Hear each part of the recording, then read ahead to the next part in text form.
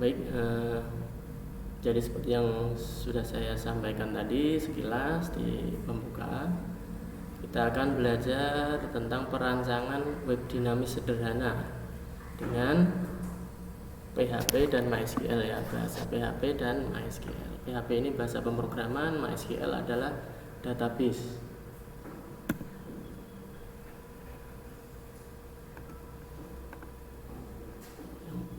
Kita akan awali. Jadi untuk perancangan website dinamis sederhana dengan PHP dan MySQL ini, untuk yang materi pada hari ini itu tentang MySQL, saya akan bagi ke dalam 4 sub pokok bahasan ya, sub pokok materi.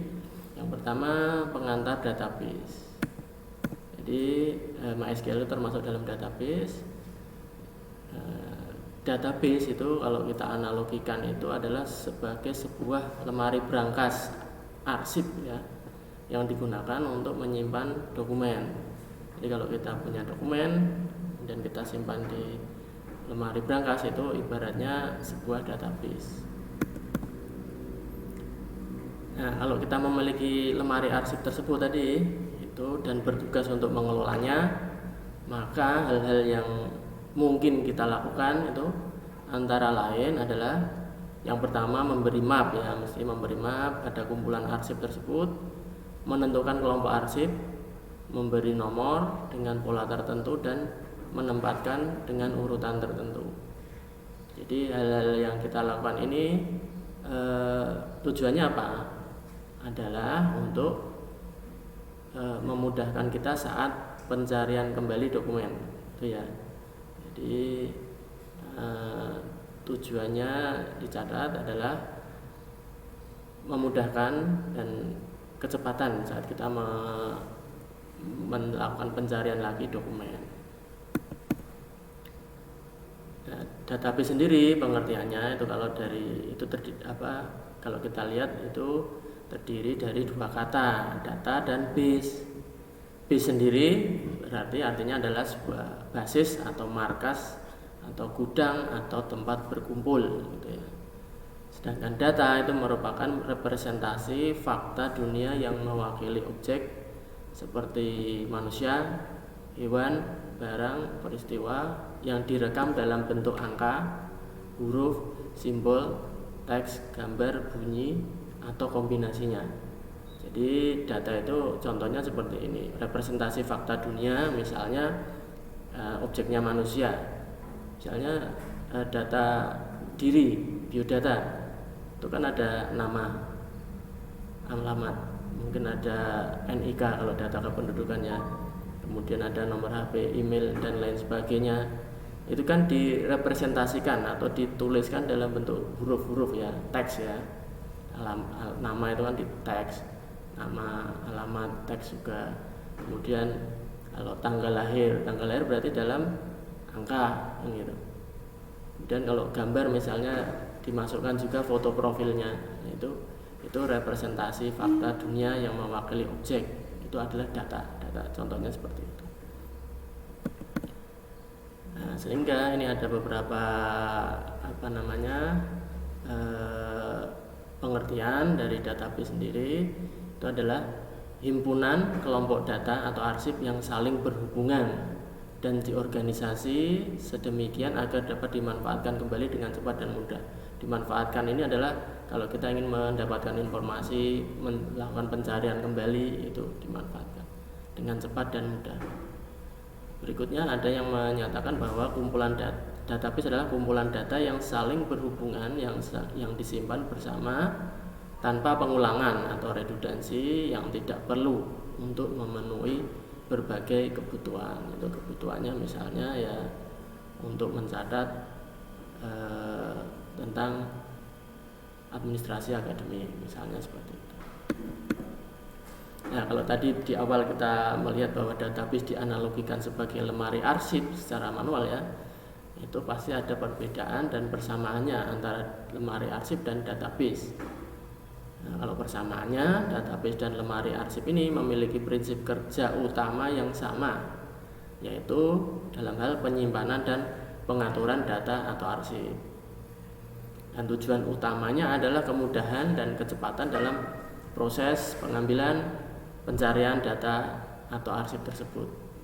Itu persamaannya. Sedangkan perbedaannya ya otomatis database dan lemari arsip ini terletak pada media penyimpanannya ya.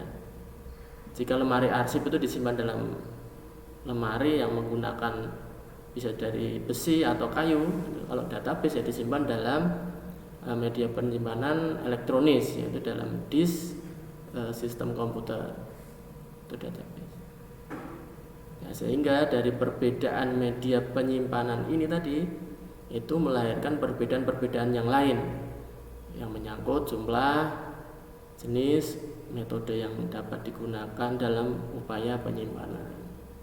Metode penyimpanannya gimana, jenis penyimpanannya gimana, jumlahnya seperti gimana.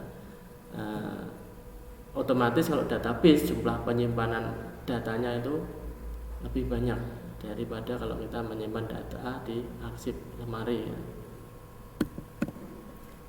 Nah, ini sebagai catatan, kalau tadi disebutkan di sebelumnya, nanti database itu bukan hanya sekedar penyimpanan data secara elektronis, karena kan disimpannya secara elektronis ya.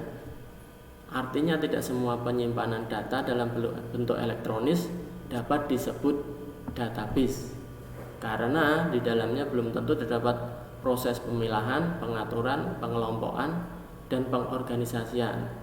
Ini contohnya kalau misalnya ini kan disimpan secara elektronis. Kalau kita menyimpan misalnya data-data tadi disimpan dalam Word misalnya, itu kan sama dengan elektronis juga, disimpan dalam file, dalam disk. Tapi kan itu tidak bisa disebut sebagai database, walaupun kita nyimpen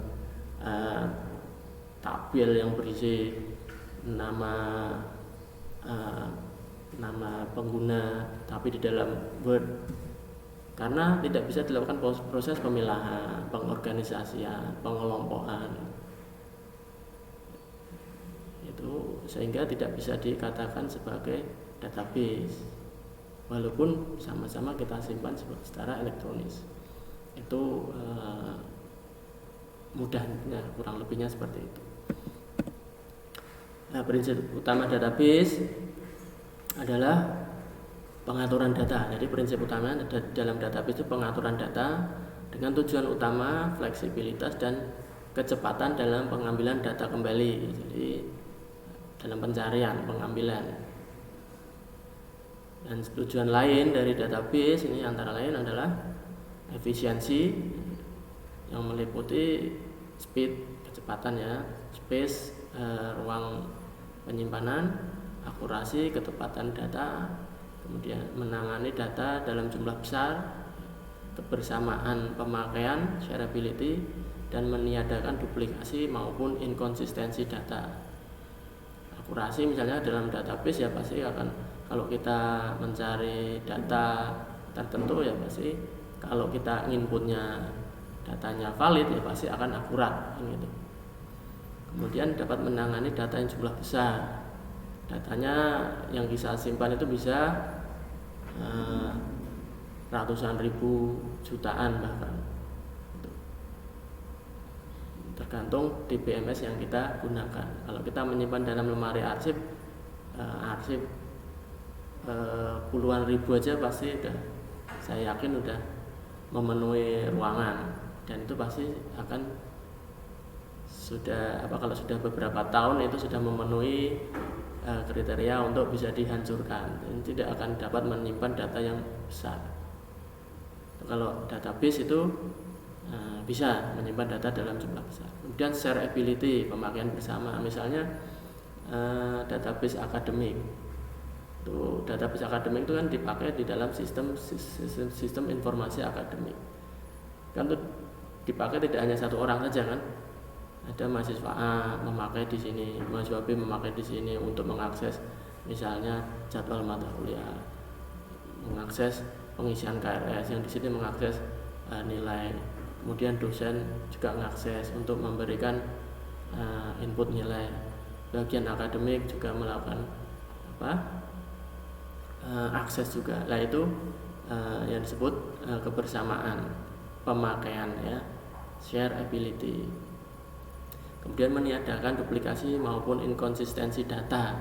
Jadi kalau di dalam database itu diminimalisir adanya inkonsistensi data, duplikasi dan inkonsistensi data. Inkonsistensi data itu contohnya seperti ini. Misalnya ada data yang mengisi tentang tempat lahir ya, misalnya. Ada yang mengisikan tentang tempat lahirnya itu, contohnya misalnya dia lahirnya di Kabupaten Semarang. Ada yang mengisi Kabupaten Semarang lengkap. Ada yang mengisi Kap Semarang. Ada yang mengisi Kap titik Semarang. Ada yang mengisi Kap titik SMG. Ya, itu adalah inkonsistensi data. Suatu saat kalau kita ambil datanya, misalnya saya ingin mengetahui jumlah mahasiswa yang berasal dari Kabupaten Semarang berapa, itu munculnya tidak valid karena sudah menjadi kelompok yang berbeda. Jadi kalau misalnya saya mencari dari Kabupaten Semarang, otomatis kan yang terbaca adalah data yang tulisannya Kabupaten Semarang yang lengkap kan gitu.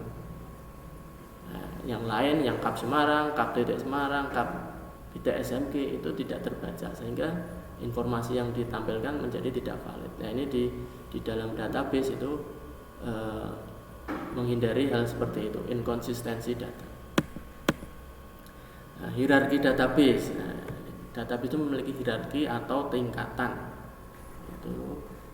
yaitu tingkatan pengorganisasian data dalam sistem database. Dan secara tradisional itu dibagi menjadi 3 tingkatan, yaitu ada yang pertama ada field atau elemen atau kolom atau atribut.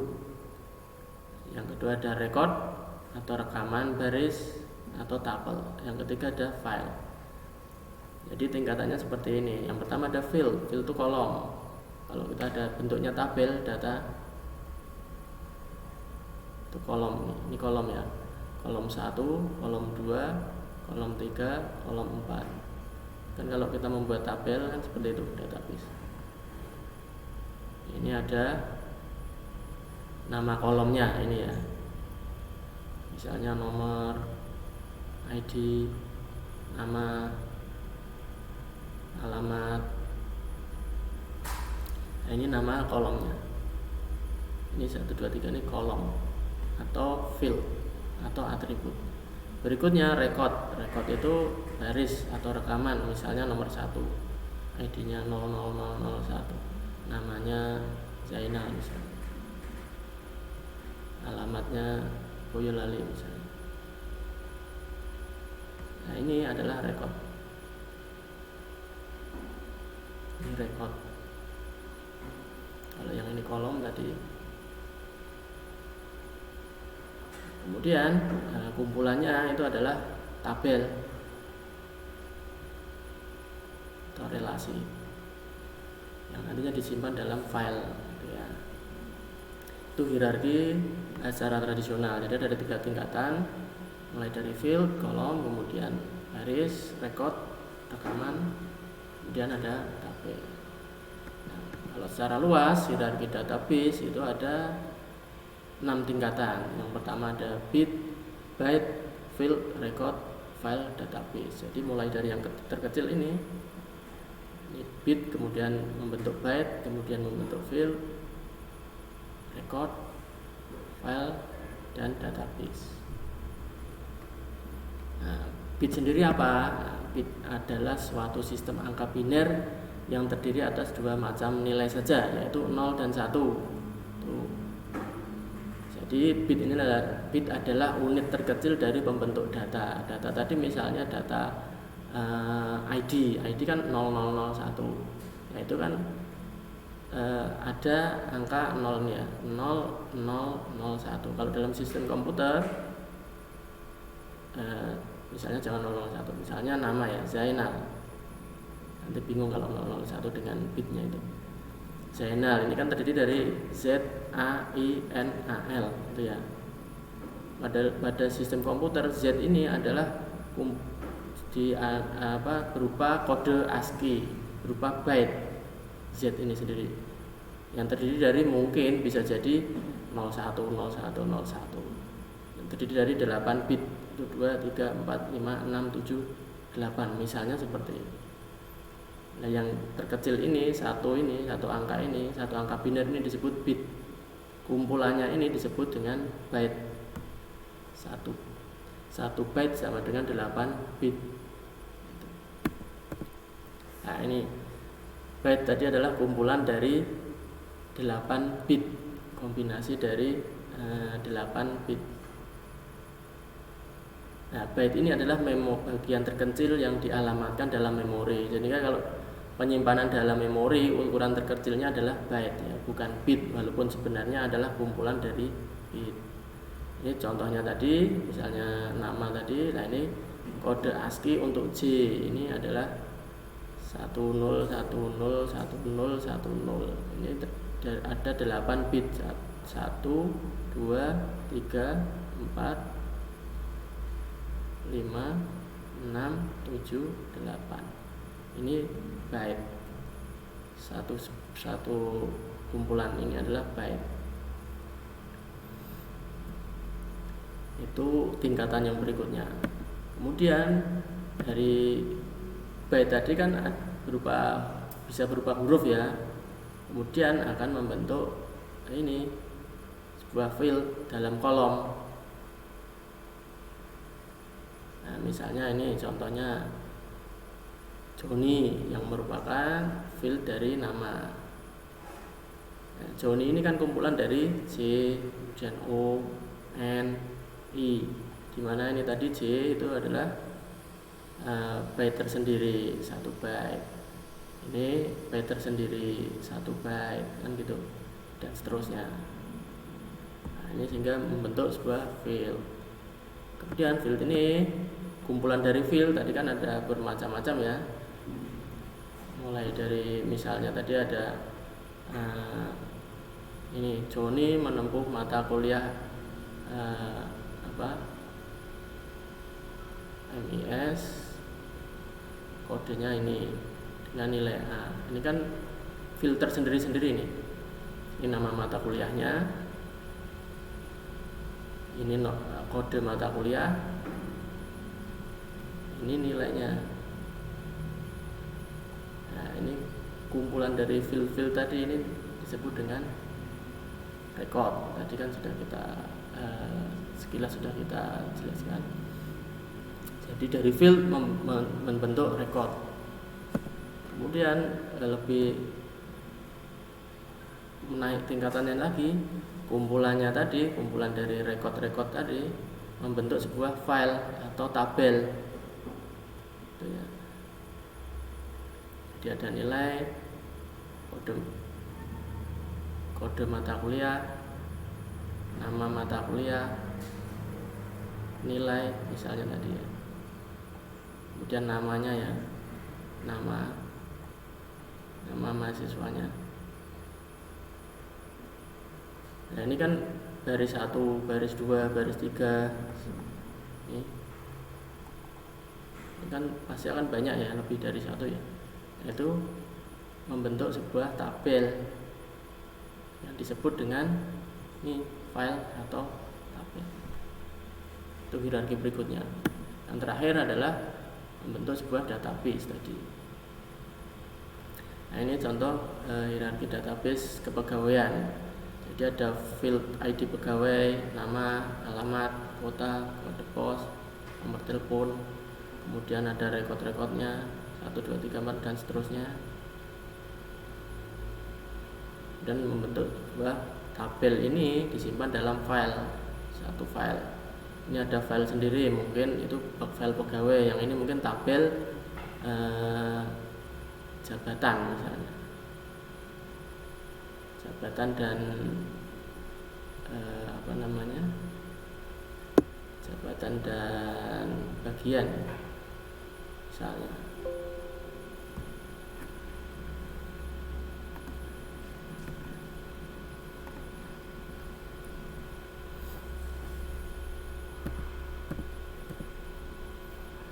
Nah, konsep database sendiri merupakan elemen tadi ya, elemen data yang tersusun dari kumpulan file yang berhubungan secara logis. Jadi tabel-tabel tadi kan berhubungan secara logis, diorganisasikan berdasarkan sebuah skema atau struktur tertentu, tersimpan di dalam hardware komputer dan memerlukan software, otomatis memerlukan software dalam melakukan manipulasi data untuk kegunaan tertentu. Contoh suatu database adalah database akademik misalnya, berisi file mahasiswa, dosen, kurikulum, jadwal, dan lain sebagainya. Kegunaannya adalah tujuannya untuk mendukung operasi sistem informasi akademik. Nah, ini konsep database. Hierarkinya mulai dari field ini ada tabel mahasiswa, ada tabel mata kuliah, ada 3 field, kode mata kuliah, nama mata kuliah, SKS-nya, kemudian ini rekodnya, mata kuliah database, kodenya TIK 27722B3, SKS-nya 2. Kemudian ada rekod kedua, ini rekod pertama. Itu tersusun dalam tabel mata kuliah. Kemudian tabel ini disimpan dalam file mata kuliah, simpan dalam hard disk ya. Tersimpannya itu adalah dalam database ini. Dalam database. Nah, kalau dalam komputer, database itu kalau dibuka itu berupa folder. Sebenarnya kalau dibuka berupa folder, tapi ada konfigurasi tertentu yang harus dibuka lewat DBMS, aplikasi softwarenya. Kemudian ada tabel mahasiswa berikutnya, sama kumpulan dari field dan record. Ada tabel nilai, kumpulan dari field record. Ini tersimpan dalam file mahasiswa, ini tersimpan dalam file nilai. Ya, kumpulannya tadi mata kuliah, file nilai, file mata kuliah, file mahasiswa itu terkumpul dalam satu database akademik. Nah, ini disimpan di dalam hard disk. Itu konsep dari database. Nah, manfaatnya apa? Nah, ini sudah banyak sekali dimanfaatkan untuk kebutuhan di organisasi maupun perusahaan, antara lain untuk kepegawaian, misalnya data pegawai, pergudangan atau inventory, akuntansi, layanan pelanggan, perbankan atau asuransi, rumah sakit, dan lain-lain. Itu manfaat dari data.